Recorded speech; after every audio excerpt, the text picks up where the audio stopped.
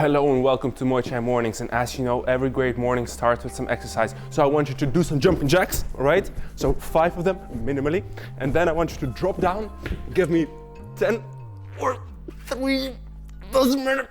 And after that, we'll do the signature 5-minute plank, or no, 5 seconds, never mind, to get all those juices flowing, you know? Okay, so now that we're done with this star workout, I want to introduce to you a wonderful tea. It's basically the pu-erh. Thank you, Joanna. And it's one of the best natural energy drinks you can find. Let's find out how it tastes like.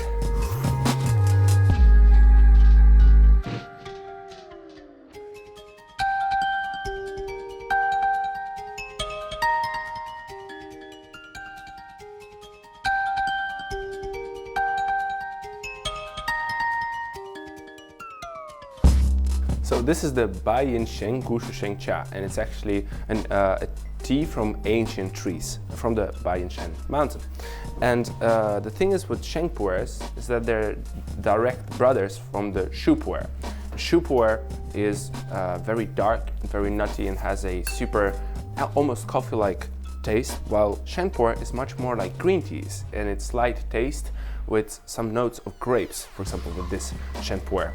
And it's a very interesting experience when you're, for example, used to green teas as could be. So, by the way, if you're watching for the first time and you have no idea what's going on here, this is the Gongfu Cha method of making tea. So we use very small vessels. This is called a gaiwan, cup with lid actually. So as you can see, this is the lid, this is the cup.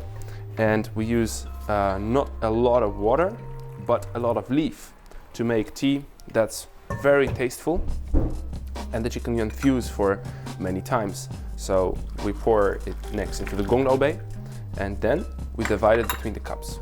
But the stage I am on right now is just the division, or like actually the warming up of the teaware, right? After that, we can really start to make the tea. And many people say that Sheng pu-erh is much harder to make and than for example, normal teas. And in some ways that can be true. So maybe an oolong is much more forgiving. Sometimes, but Sheng pu-erhs have the tendency to, if you just oversteep them, release some bitter tastes, right? Like green tea does also. But that's not a problem if you just have the right approach and really watch your infusion time, basically. So it's an issue that's actually a non-issue because it's very simply solved. You really, by the way, notice the strong smell of it, right? When you first infuse it. It has some pear notes actually, so it's quite interesting because that's something you don't really get often from tea, right? And why is it so great to use after exercising?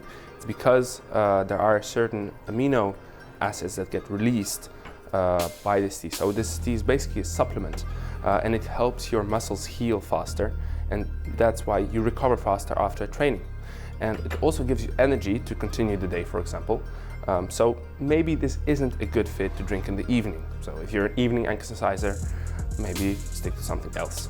But the taste and the smell together are super cool, and compared to Red Bull, I would definitely recommend this one. You should also maybe look into how Shu and Sheng work for you, because Shu is often considered to be also energizing, but a bit differently, right? So it could happen that Shu and Sheng have a bit different effect on you. So research on yourself, check it out, don't drink it in the evening, and enjoy the energizing effect. So thank you for watching, and I'll see you next time.